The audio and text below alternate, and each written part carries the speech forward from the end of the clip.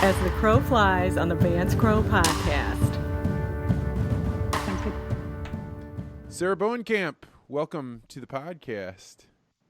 Ooh, happy Friday. If it's Friday, if you're listening Monday, I don't even know what day it is. But Yeah, yes, it I'm is so glad to be here. Friday, April 10th, 2020, during the coronavirus pandemic. And you and I have a usual weekly meeting on Friday mornings where we talk about how are our businesses doing, what are we seeing out in the world.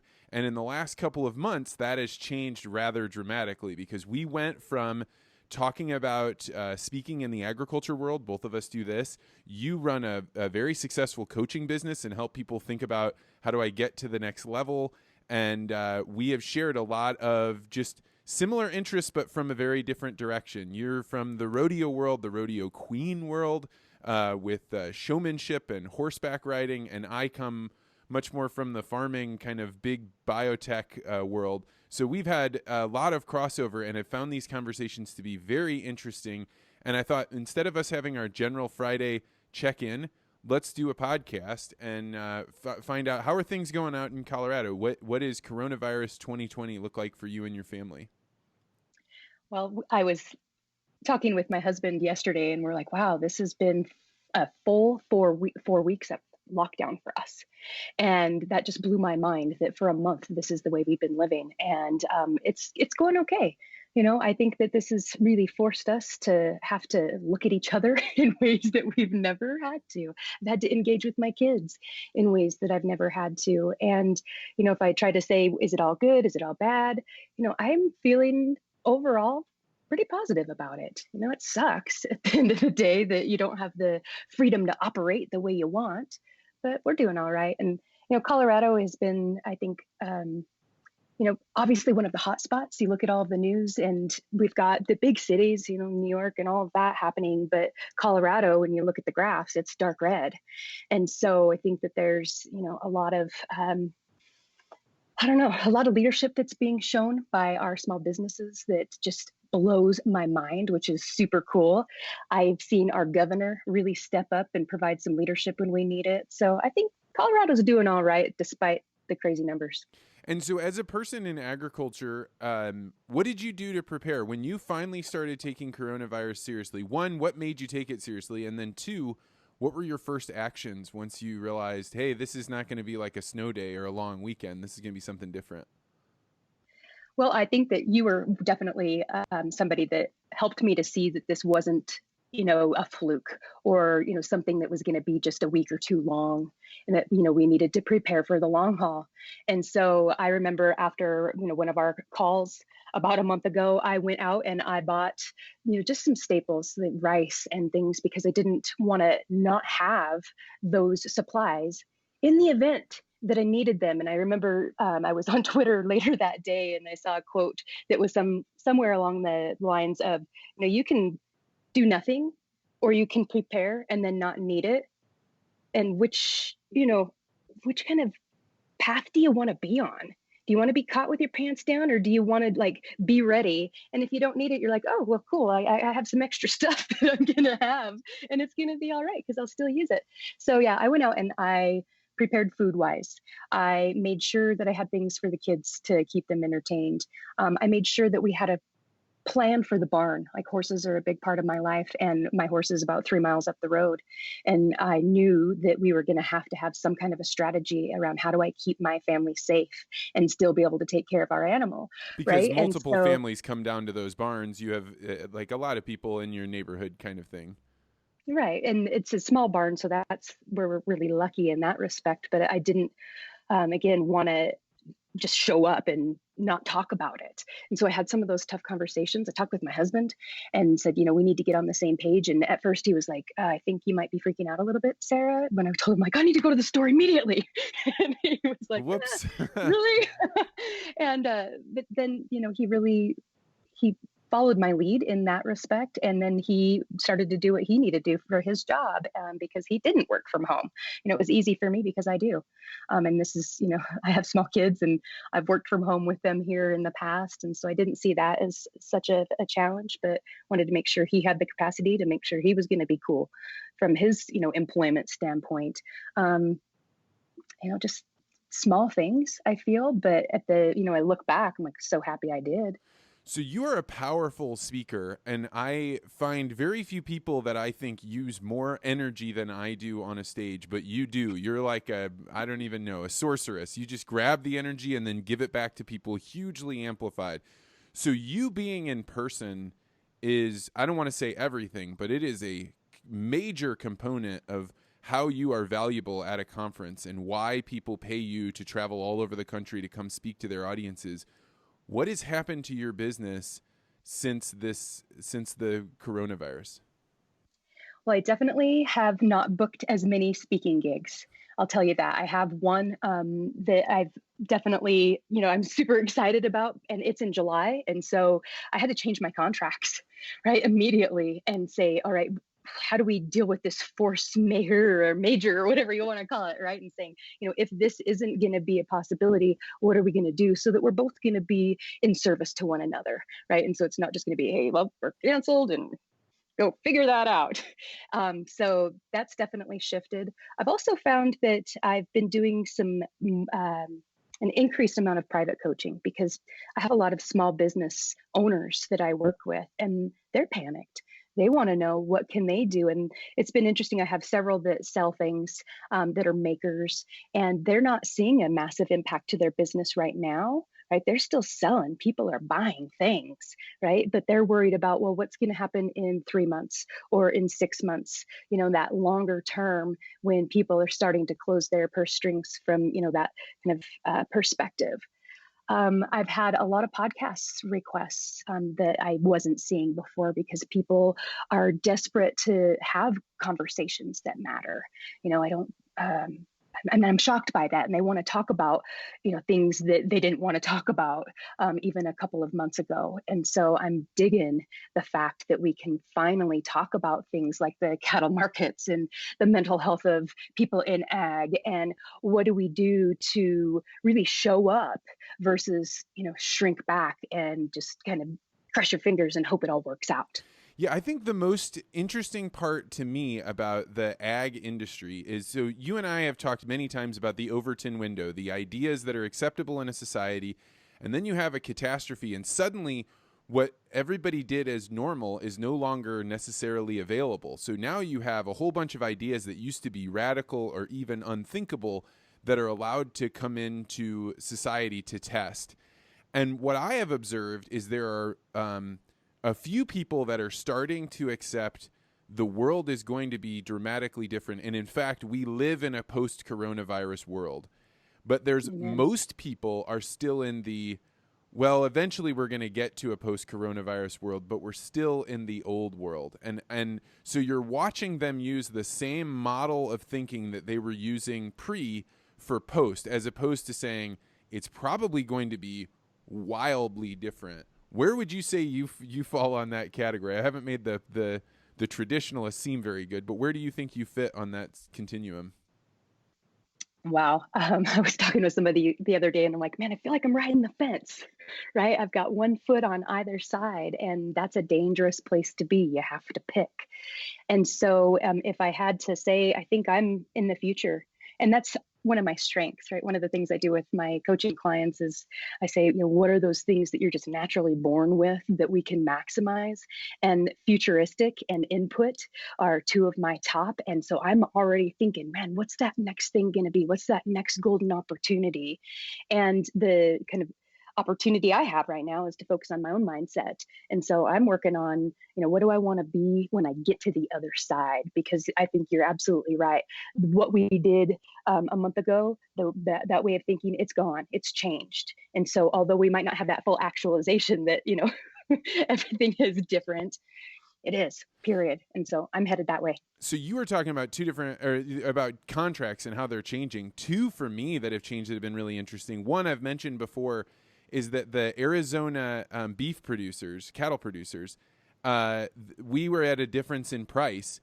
And so they came to the idea, we came together like, I need beef and you guys need a speaker. Why don't we just work it out that you just mail me beef from various farmers on the lead up to this talk. And if you cancel it, then we'll just stop doing beef deliveries. So you're paying me as we go. And if for some reason I can't go, then I'll just buy that beef from you with a check if for some reason I can't make it. So everybody wins there, and it's an interesting and kind of fun way to do this. And I had another company that said, hey, we want to still book you, we're willing to pay the deposit, but if you can't come, let's move this virtually. But we know that 1 hour virtually is not the same as 1 hour on the stage, so could we do it in a series of workshops? And I'm like, absolutely. This is great. We'll figure out what problems you guys are facing closer to the time, and then we'll change it. So the people that have been the most flexible and the most like, let's think about things in different ways, are all finding cool ways to do business, which I think is the future. It is. And I was just watching Trevor Noah last night, and I loved seeing that the Waffle House decided that they're going to start selling all of their mix online for the first time ever. And they sold out in one day. And it was like, man, like they never would have done that before. And how cool that they pivot and ran with that. And now they're never going to stop that, right? At least if, you ask me. And so, yeah, you've got to shift. And one of the biggest pieces of advice I have for entrepreneurs right now is that however your pricing structure was before, you cannot hang your hat on it. Whatever your product offer was, stop, reevaluate, and you better shift that, because it is not going to work. Right. And so that's that probably the means most that painful thing. As you're saying that, you're like, oh, shit. It took me so long to work this out, to find the right balance, to make it work with all of my different clients, and now I have to go reevaluate. I don't want to. Like, that's tough. Because I'm in love with my product, right? I worked hard to build it, and it worked. I've got proof and all of that. But again, things have changed. And so my current coaching packages, like different, right? The service delivery, the way that we're talking with our people that we're going to, the organizations we're partnering with, very different. Yeah. I didn't want to talk about doing things virtually. Like I did it and I like it to some degree. But if I was given the choice, do I get to go and touch people live or online? Right? I would always say I want to be there in person. Right. But now, like, that's just not something that I need to worry about. I need to worry about serving, and in the way that makes the most sense for that person in front of me or that organization in front of me. So change your stuff, man. Who do you see right now doing a good job of pivoting? You mentioned the Waffle House. That's a really good example. But what else are you seeing out in the world where you're like, hey, that was an unexpected way to change, and look what's happening, or I'm excited to see what happens? I think there's so many. There's a spa that I love going to up in Evergreen, and they have a retail delivery now. And I was like, a spa's doing retail delivery? How sweet is that? Right. I saw that even your friend that runs Strange Donuts, just yesterday, I saw that they're doing bread baking kits. And I think that's cool, right? Hell I think yeah, I didn't know donuts that. over here. I'm like, but now you get you buy a dozen and you get a couple of loaves of bread and the mix and all of that. And I think that's really, really critical. I saw some people putting together Easter basket, kind of kits for families, because obviously I don't want to run out to the store and grab all of these things. And so the creativity in the way that service is being delivered is blowing my freaking mind. And, just a simple thing, having, but the insurance world, it's where my husband lives, they're all now doing their work on Zoom. And I think that that's a small thing, and everybody knows that Zoom's working, or, some kind of virtual ways to deliver service, but it's freaking awesome. Like, how cool is that? So, I mean, and it was interesting because Matt Ridley was on the other day. He's a man in his, I don't know, late 60s, early 70s. He's a member of the House of Lords, and he was talking about how coronavirus forced everyone to become technologically proficient. And if you're that guy that was too manly or burly or, too old to be able to figure out your camera phone, well, now you're out. Now you're out of the game. Get over it. Right. And so you've got to get over it. And you've started seeing grandparents figure out how to use their phone. Like all the stuff that was a nuisance before for them to try and learn. Now people are learning. Now people are figuring out, what are my usernames to these various things? And it's interesting to see how the knock-on effect of this will be, because my hypothesis has been that for young kids, this virtual world is not as difficult as it is for adults. If you had dropped 18-year-old Vance into this world, back in 2000, it would have been hell on earth in my house. But you think about a kid growing up now, they're used to Minecraft and virtual reality and video games. So seeing their friends virtually was not nearly as jarring, I think, for kids as it was for people like us. Right. Both of my kids are in school, and so they're now using Google Hangout. They're, using apps more than ever to learn. And man, if you haven't gone to the Chrome Music Lab, that is amazing. They can make all sorts of sounds and rhythms and visuals on the screen. So there's some really neat learning that's happening. And so, yeah, I think that they're cool, but they miss still the people. And so just this week, for the first time, my son got to see his kindergarten class. And it was the sweetest thing to watch his face. And he was typing in the chat and he said, "I'm so glad you guys are here." And so they just are craving that social connection. And I'm so thankful that they can still see each other and talk using that kind of technology. It's beautiful.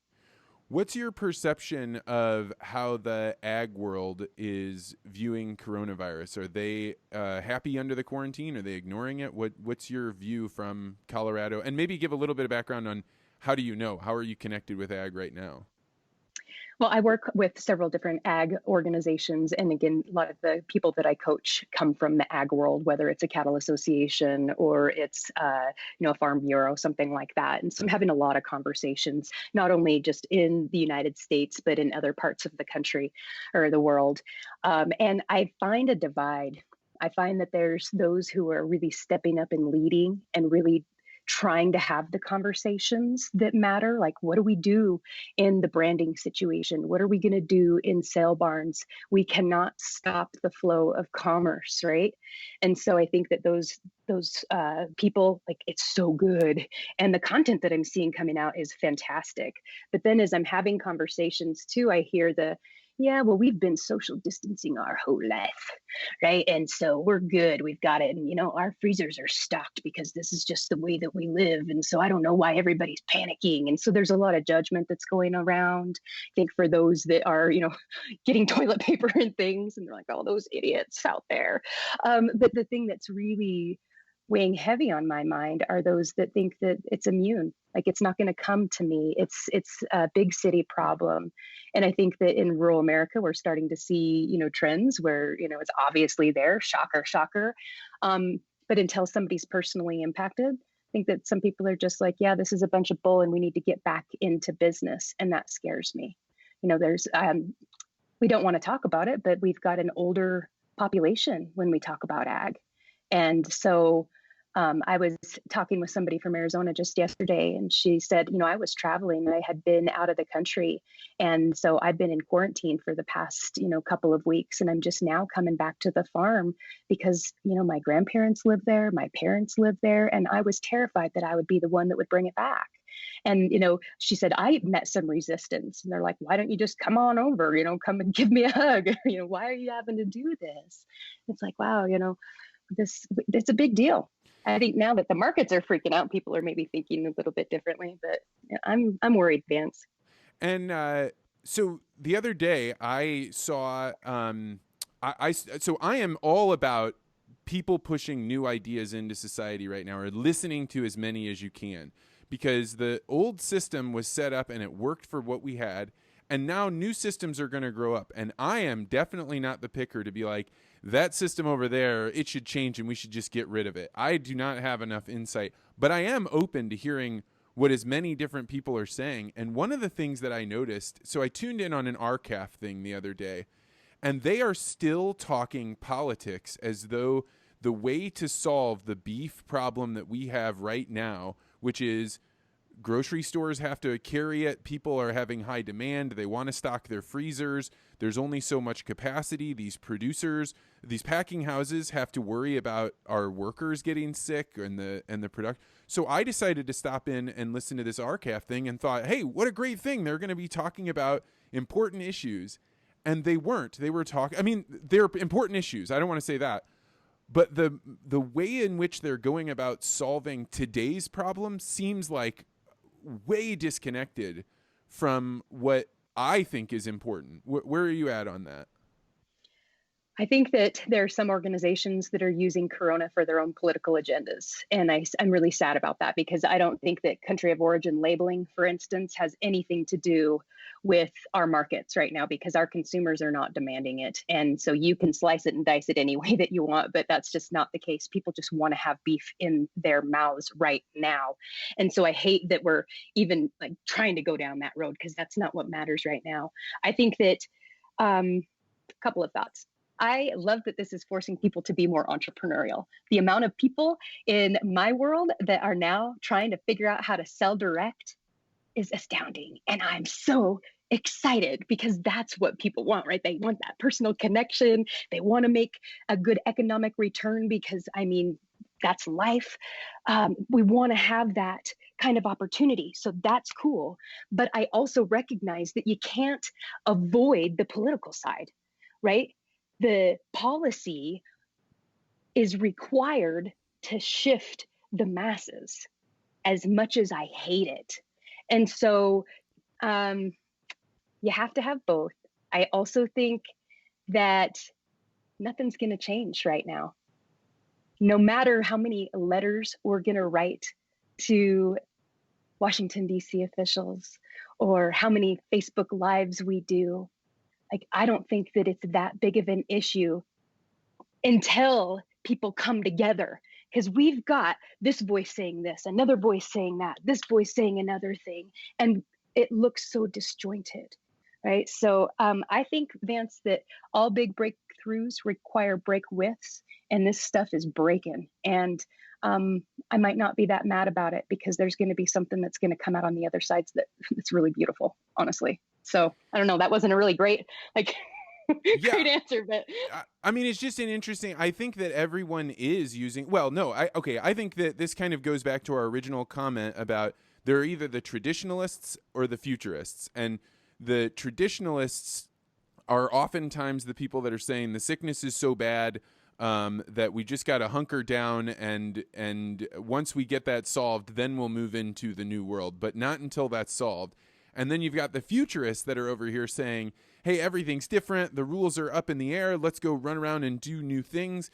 But you have to have that backed on. Our system was the most efficient system ever created in the history of time. And yes, it has some challenges, like I can't just go fill up a freezer full of beef right now without taking away beef from all of my other neighbors or out competing them for it. So I want some alternative system. But the system we had delivered beef to us consistently for 50 years, safely, 60 years, whatever it was. And so it's an interesting time to be saying, I want change, when the system that we had brought us a lot of really amazing things. Right. We've got the safest, most nutritious, wholesome, I mean, on-demand system in the freaking world. Like, we are so, like, we don't know how good we've got it. Right. But when we start hearing stories about farmers and ranchers who aren't making any money, in fact, they're in the red, like, all the time, like, that's weird. When then you see the profits on the other side, you know, what happens when the beef's in the box, right? That just fundamentally is doesn't make sense. We got to take care of our people. And so the humanness that we bring to it, the logic, that matters. And so the supply chain is long for our food. We got to figure a way to make it stronger, not longer. One of the things that, so the other day I posted on Twitter about how I'm seeing people talk about price gouging and how terrible price gouging is, because you're watching prices go up and people have demands, and so they don't want price gouging. But the flip side of that is prices going up forces it so you can't just say, well, I have money right now, I'm going to buy up as much of these goods as I can. Instead, if the price goes up, it means I have to really want that thing in order to spend money on it. And so I think there's a huge percentage of the U.S. population that doesn't understand, if you demand that prices stay the same and yet supply doesn't go up and demand goes up, then you have shortages.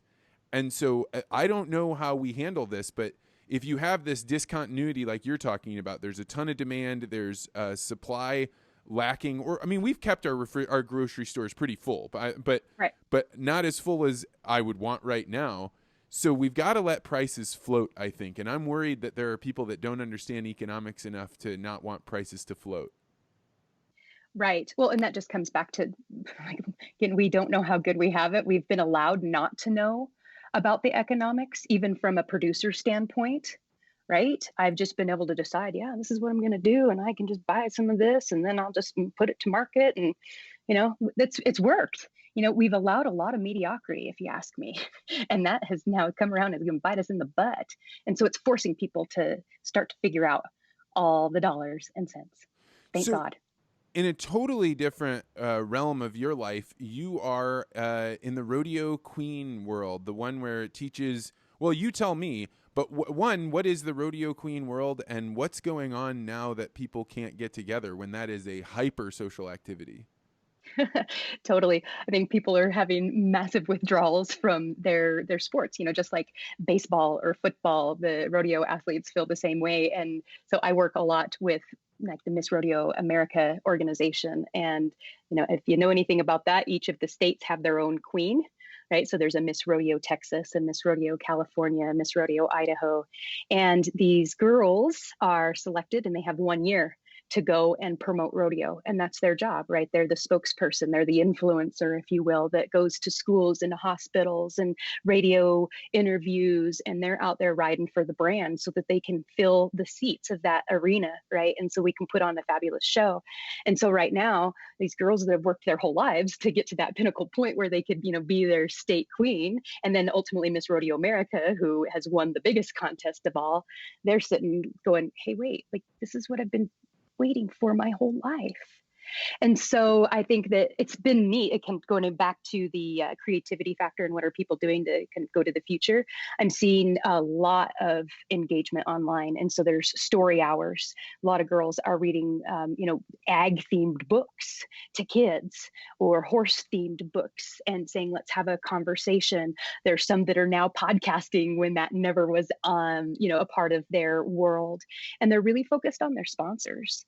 Right? Everybody is worried about, again, the economic piece. And so they're using this platform and the time to really share the love of the people who give them trucks to drive and horse trailers and gas to put in their vehicles and outfits to wear, hats, boots, the whole thing. And so think that they're sad, just like all the seniors in high school, like they're missing their all those final things, that crowning achievement. But they also know that they've got to find ways to raise money. We've got stock contractors that are bucking stock, right? What is that, a stock contractor? What do you mean? So a stock contractor is who brings the broncs and the bulls and all of the calves and steers, so the livestock to the rodeo. And so like that's where we got our horses, from the Bold Rodeo Company. And so this is their livelihood. That's all they do is travel every week practically to go and bring these horses so the cowboys can compete and, have this opportunity. And so what are they doing? Like they're not bringing any money in. Right, those cowboys that was their job, being on the road all the time. They're not rodeoing. One thing that I saw that was really cool. The Ranch House Designs is an organization that serves cattle people. They're starting to have online cattle shows, and that it blew my mind. I thought, how creative is that? And so I've been seeing in the rodeo world that people are trying to figure out, well, how can we have some kind of a contest where there's money, to be won, but it's virtual. And that's hard because all arenas are different. The stock is different. And so to create a level playing field is very hard, but they're trying to figure it out. And the reason a rodeo is so intensely interesting is because you are watching somebody ride the wave of chaos, right? You're watching them on the edge to say, are they going to get bucked off? Are they going to make it around those barrels fast enough? Are they going to be able to loop the rope around the hooves of that calf and tie them real fast? Because you don't know what's going to happen. It's the chaos, the unknown, that makes those exciting. And so being in person with other people all hanging on that moment is what makes that a valuable experience. And so to be able to convert that, I bet there's going to be a lot of people that fail to convert it when they try and do it online, but somebody will succeed. Somebody's will figure it out. To. That's right. Well, and I'm even loving, I think the Colorado Rockies are super amazing in the way that they market. And just last weekend, they strung together, it was opening day. It was supposed to be opening day. And so they went and they took all of the best opening day innings and strung them together in a game, like a virtual game. And so you saw all these different eras and players and things that came. And so I think in the, when I can't have it, we're finding still neat ways to go back and pay homage to the old greats. And I saw Magic Johnson talking yesterday, and he was, just encouraging people to stay home again. But he was like, go and pull some of those NBA classics out, and let's go back and just notice those killer dudes from way back in the day. And so Well, it I was don't know, maybe we interesting. can. So this guy Jay Delsing, who I've had on my podcast, he's a PGA golfer. He and I have become really good friends. After the podcast, we even went and did like those sensory deprivation tanks. We went on a field trip to go do some of those. Like I love this guy. But I was talking with him. What do you do if you're a former professional athlete and you're at your house? He's like, oh, I've started doing deals where I don't remember what it was. It was like something obscenely cheap. I don't want to quote it. It was less than $100. I was surprised. And he was like, I'll sit online and watch you do your golf swing, and I'll help you like work on it. So you could be A-Rod was anywhere. doing that. Was he really? Bro? Yeah. Yeah, It's totally. amazing, right? So it's like, call up this professional golfer you've seen for years. They are sitting at home just like you are, and they'll help you on your golf swing. Now, there are other people, they don't have the time or attention to do that. But if you do, what a great way for a professional athlete to keep their time busy and to make somebody else's time valuable. Yes. But Vance, I have a question. Did you see now that there are NASCAR drivers that are getting paid to play their NASCAR video game for people to watch? And so, I've got this Bush driver here and this guy over here. And so people are watching these guys that they normally see drive real cars. And so they're doing this. But then I don't even remember the guy who it was, but he got mad. He got like so mad because he wasn't winning, and he signed off, and he was like, screw this, I'm done. And so he stopped the game. But then one of his biggest sponsors saw that, came back and said, you're done. We are not going to sponsor you anymore. And I was like, no way, this isn't even real life. This was a virtual game. And they're like, yeah, it's about character though. And I don't want anybody representing my brand that's going to act like that. And that blew my mind. I was like, dude. Wow. I mean, and here we are, right? This is why the new digital medium of having conversations like this is so so much more real than what a lot of people are giving it credit for. I think that in the traditionalist way, this is not the real world. This is something that happens on digital. I can't feel it. I can't touch it. But for the people that know how to get to these places, to get to new podcasts, to find the Twitter conversations that are valuable, it's like we've entered an entirely new world, and everything looks black. It's the fog of war or the dark of night. And so you have to go out and find these communities. Yesterday on the podcast, I had this woman named Kate Crosby on, and she mentioned a topic that she and I talk about a lot called the whale pod. And you and I have talked about this. And the interesting thing about a whale pod is that the pod of whales don't actually all have to be together in the same location. They can use their ability to communicate thousands, hundreds of miles in the ocean through their sounds and communicate about what's going on in different places. And sometimes they all come together, but a lot of times they're really far apart. My whale pod includes you out in Colorado, Lyle Benjamin up in Montana, all these people that I'm reaching through the podcast. It's an interesting thing to figure out, what are you actually seeing on the ground right now? And the fact that people are actually socially distant, yet are incredibly close in this digital world, is that whale pod concept. Who's in your whale pod right now? Ooh, I've talked more to my parents in the past couple of weeks than I have in months. Me too. Yeah. Is interesting. It's my, I had a conversation with my old 4-H leader's daughter this week, and we again hadn't talked in a long time. And so those old friends, I find that I'm finding more connection with them, which is just interesting to me. But it's no different. My pod hasn't changed because of coronavirus. Honestly, it's still my farmers and ranchers that I love. It's my music people that I always talk with. So it hasn't changed. And have you started doing like date nights or anything where you get together with other family members? We've been doing it where Annie and I will have either her business partner and her husband over, or a few neighbors over. but it's just our video and us in a comfortable place. But we set it up so that the set looks like you're coming over to our house and we're coming over to yours. And it's not perfect, but it's still pretty fun.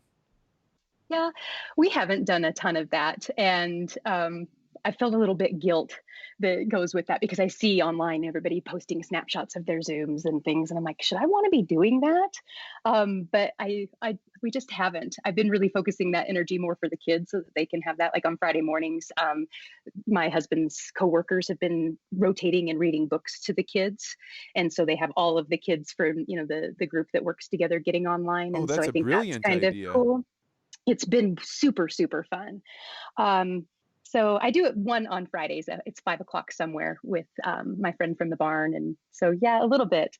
But I've been hearing on the flip side, too, that a lot of people are having fatigue. They're like, wow, I didn't engage that much with people before. And now, like, I feel like I'm doing it all the time and I'm kind of over it. Like, this is too much for my my senses. I'm already dealing with a lot. And so to add that extra just seemed like too much. And so I don't know. I talk a lot again throughout the day as I'm coaching and engaging with people, online. And so I haven't felt the need to want to do it as much.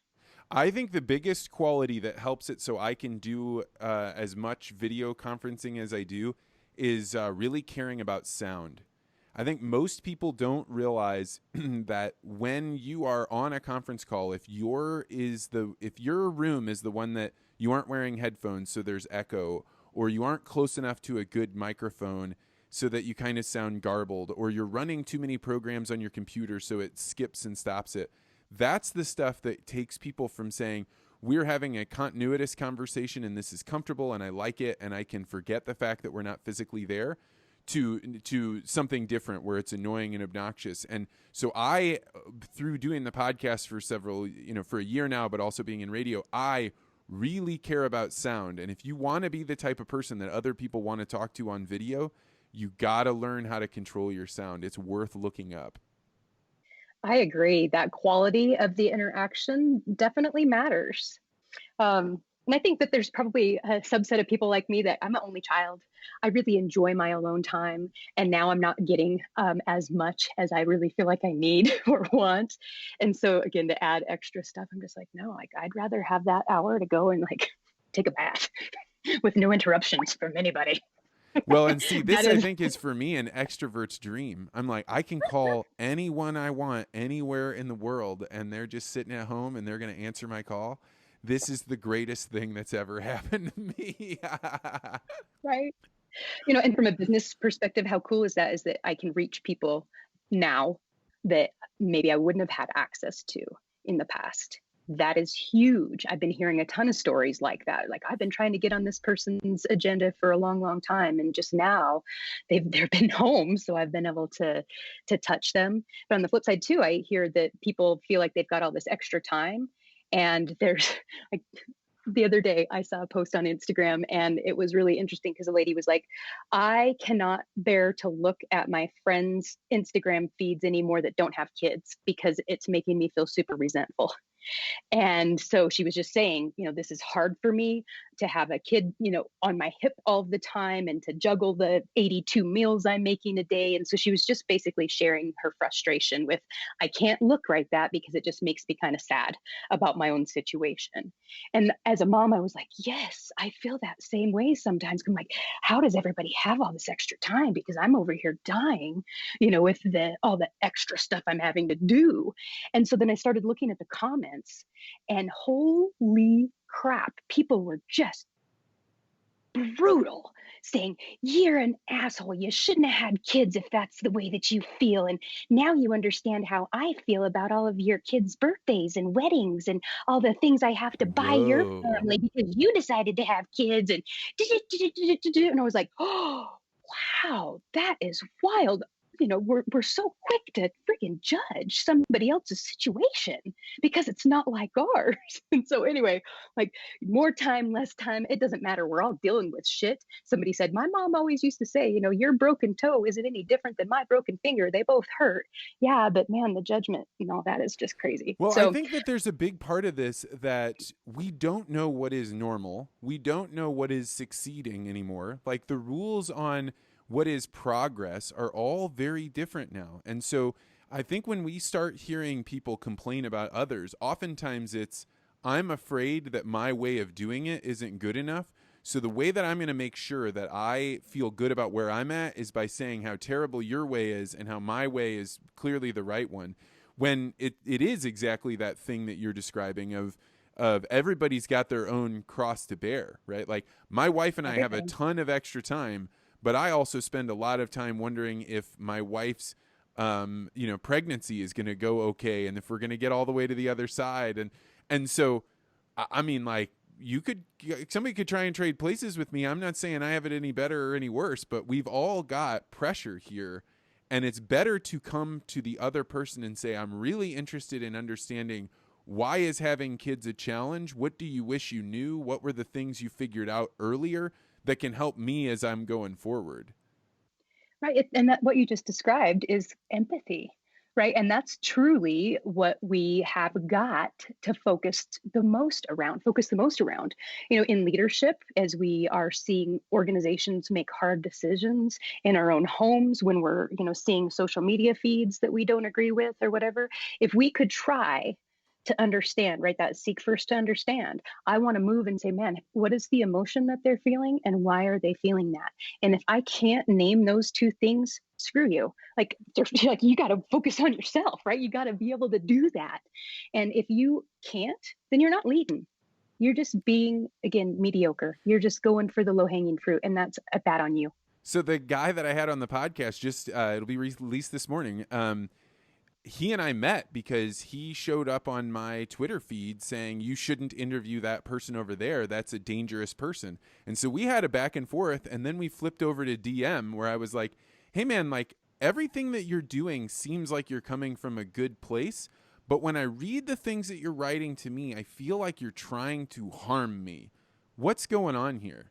And he was like, no, I was just trying to get your attention. I'm trying to tell you this other way of thinking about it. And I was like, man, am I glad I did not go and smack this guy. I just went and asked him.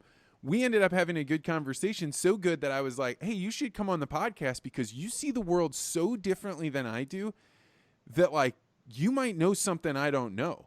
And it's made this experience of the podcast much richer, but that's what could change a whole lot of Facebook interactions, is to look at somebody that's writing somebody and thinking, you're attacking me, and instead saying, hey, there's something I don't understand here, and it seems like you're trying to get my attention. What can I understand? Right. And that's how I feel about the cattle markets and the way that people feel, right? Because you've got that, obviously there's a lot of passion, right? And a lot of money. And a lot of right, money. a lot of the stuff. And so it's like, well, how can I at least understand, like, why do you think that this is the issue, right? If we could just be curious, and that's why I love horses, right? And I talk a lot about this in a lot of the speeches that I do, is the horses have these big giant ears on top of their head, and they're always like moving and like detecting what in the world is happening, right? Is there a cougar that's going to come and eat me? Or am I cool and I can just continue to munch my grass and life is good, right? But they're always moving in curiosity, right? Saying, am I safe or am I not safe? Am I safe or am I not safe? And if we could just take that same kind of, I'm sensing, I'm, got my peripheral vision out, trying to see all the things, life would be cool. So could we lead like horses? Be a little more curious versus you're a dick. So what, just to kind of finish off, one of the questions that I ask everybody that I can think of is, what does the world look like in 2 weeks from today? It's April 10th, 2020. During the coronavirus. 2 weeks from today, what does the world look like? I think we're going to have people that are going to start moving out and not staying at home in 2 weeks, because we're starting to see, some benefit for what we've been doing. And so that scares me in 2 weeks. I think, people are going to start doing things that are going to put us at a greater risk. So that's my first thought. I think that in 2 weeks, we're going to see people outside more because the weather's going to warm up even more, right? And so that desire to just get out, and so that'll put us more at risk. Outside of that, I think we're going to continue to see more people innovate and, do creative delivery. Outside of, I'm not sure.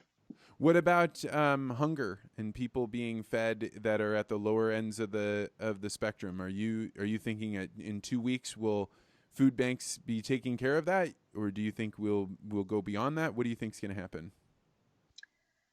I think we're still going to be having challenges with people and babies being hungry and schools. That learning. One of my biggest worries is like sometimes learning isn't really a positive thing when there's all of this, stress in the house. And even as I'm trying to work and my kids are like, "Hey, I need help." I'm like, "No, like just figure it out." Right. I'm in the middle of something. And so I think that from a mental perspective, people are going to be at a, if the emotions are going to be even rawer. And so I'm worried about the teachers and the, pressure that they're getting. I've been really critical of our teachers, quite honestly, because I know that they're doing the best that they're trying to do, but they're not instructing a whole lot, at least from my perspective. They're, go and watch this video or go and do this app, and I want to see some true delivery. And so I'm hoping in 2 weeks we see that, because they're noticing, that this isn't the ideal kind of situation, just to one thing keep that using maybe the teachers excuse. don't, I think one of the things that teachers don't realize is traditionalists believe that we're going to go straight back to the regular schools, but the futurists can say, well, if you're a really good online teacher, imagine if you could charge 25 cents per student, but you teach 10,000 students in a single day because you're really good at getting kids organized and getting them their paperwork. And you could reconstruct the education system right now in a way that you couldn't do before and allow for entrepreneurs, where a teacher that is really good on top of it figures out how to use electronics and knows how to facilitate large-scale education.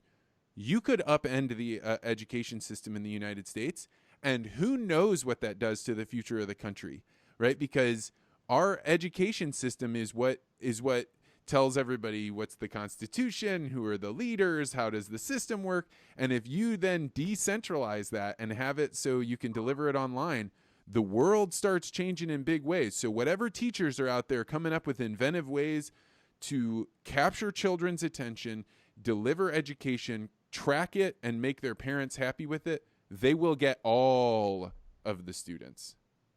I was thinking about that last night, is, how many teachers can we really have? Right? Like the ability, like not everybody's going to get to be a teacher that wants to be a teacher, because only those that did exactly what you said are going to be able to be that. If you just want to go and, sit in the classroom and, read out of the curriculum book that's been prescribed to you, there's no room for that in the future. Right. I saw a TikTok that made me laugh, because there was a girl and she was like, wait, I'm supposed to have a place in my house that I've set up like a virtual classroom. Yeah, that's not what I signed up for. I'm not going to do that. You're just going to get me sitting here behind the computer. And I just looked at her. I'm like, well, baby, survival of the fittest. You better kiss your job goodbye. Because if you're not willing to be that inventive, then screw you. You don't get to be a teacher. Right? I want those teachers who are out there figuring out, like the guys that's in his bathroom, in his shower with the dry erase marker, teaching his science. Like, that is cool, using what you have, but I'm still trying to instruct and engage and not making excuses. But I also think, I was having a conversation with my teacher about, I want you to be online every day. I said, why can't we do Google Hangouts every day, not just a couple of days a week, what they're currently doing? And she says, well, because there are rules that I can't, because you have to have X% of your kids that have internet, that have devices that can connect. And until that ratio happens, I am not allowed to go live every day. And I was like, that is bullshit. And herein lies what people in the post-coronavirus world just won't put up with it. The people that stay in the traditionalist way will say, well, it's the only thing, that's my teacher, this is how it works, and da-da-da. The first people to move, now, you're going to have a higher rate of mistakes. There's going to be teachers that start and they seem like they're going to be great and they just can't hold it together. But if you find a teacher that can do this, I mean, wouldn't you be willing to pay that person directly to make sure your kids were entertained and educated and their time was occupied? And would you care if there were 10,000 kids in that in that class, as long as your kid was getting engaged with and had their own peer group? Oh, baby, I would pay whatever. And this is every single situation, every work environment. There are things that you can't change. Fundamentally, you got to have people throw hammers. You got to have people drill wells. You got to have people come fix HVAC systems. So a whole bunch of that's going to stay traditional, but a whole lot of it isn't. And whoever comes up with the most inventive things the earliest wins all. It's anti-average, right? Those who are willing to rise above will win. I was reading something the other day that only, I don't know what the number was, like 1 in 3 people are only taking a shower like every other day today in this corona world, and that another large percentage aren't getting dressed. And that just broke my heart. I'm like, well, who the hell are those losers? And I'm like, okay, I'm supposed to be about love and leadership, and here I am judging them. But I'm like, that is not okay. Like, that is not okay. Like, we can't just take this as a pass and not care about who we are as individuals and our hygiene and like, what in the hell, right? Things need to change. So here, let's bring it. This is a golden opportunity. And this is a harsh reality. They're not talking about it on the news. That, like, it's just not something people can say in general polite society. But there is a better than zero chance that coronavirus is a baptism that everyone has to go through, except for the people that can completely isolate for 18 more months until you get a vaccine. So there's a reasonable chance that you have to get coronavirus. Which means if you're socially isolating right now, the absolute best thing you could do is to eat as well as you can, to sleep as well as you can, and to get fit, to run, to jump, to lift, to have everything in your system working in top quality. And frankly, if when we come out of coronavirus, you have put on 15, 20 pounds, the health system should look at you and say like, like, I don't know how you rank in this priority versus other people. In the same way that we're saying, hey, people that go to churches are endangering us, people that fall out of getting in shape or at least doing what they can. Not everybody can, but doing what you can, it only, one, hurts you, and then it puts a strain on the system. People shouldn't be walking out of here 15 pounds heavier. They should be walking out of quarantine 15 pounds lighter. Right. Like, we've only been in this, 4 weeks? I saw a guy the other day, he's like, I thought I would put on my work attire just to see how it fits. And dude couldn't even button the bottom button in his shirt. And I was like, what in the world? Traditionalists. Like, these are the corona traditionalists. They believe that the world was coming back the same.